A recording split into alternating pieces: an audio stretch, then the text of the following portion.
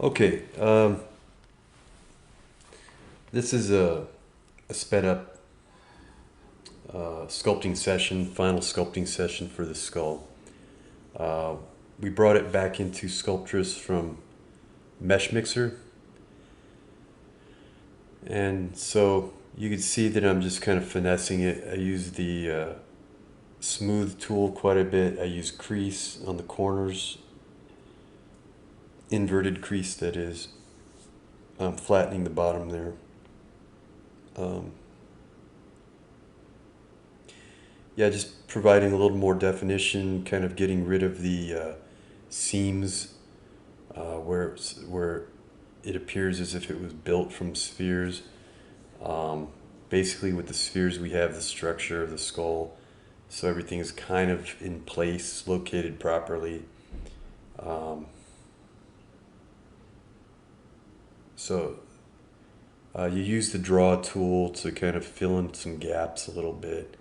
Uh, put some edges or a little bit of detail in the teeth. I didn't go crazy with the teeth.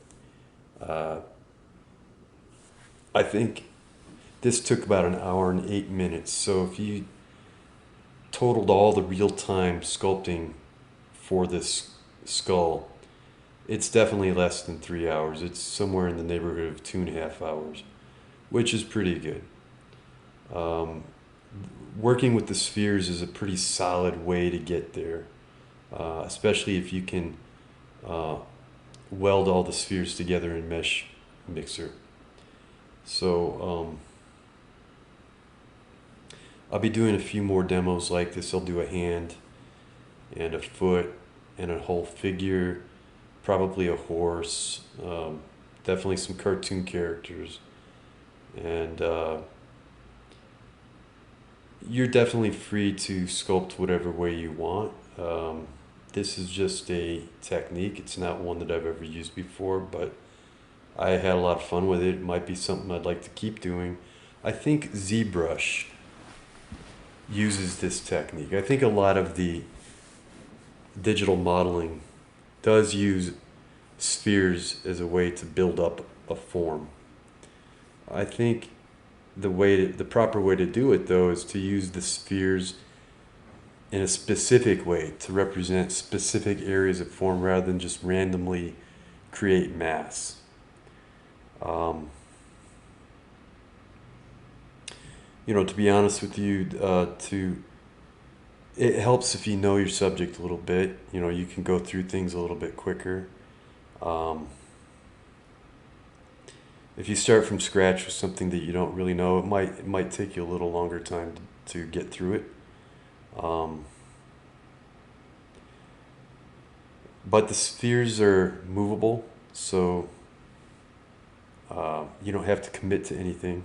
You can just kind of like figure it out as you go along. But it's definitely a pretty decent technique.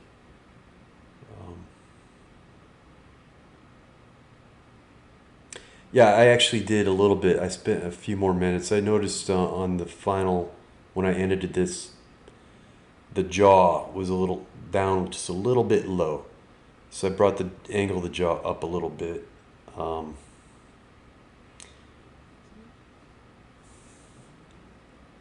and I think I brought the teeth, I think I moved the teeth as well a little bit after that. So after this, but this is okay.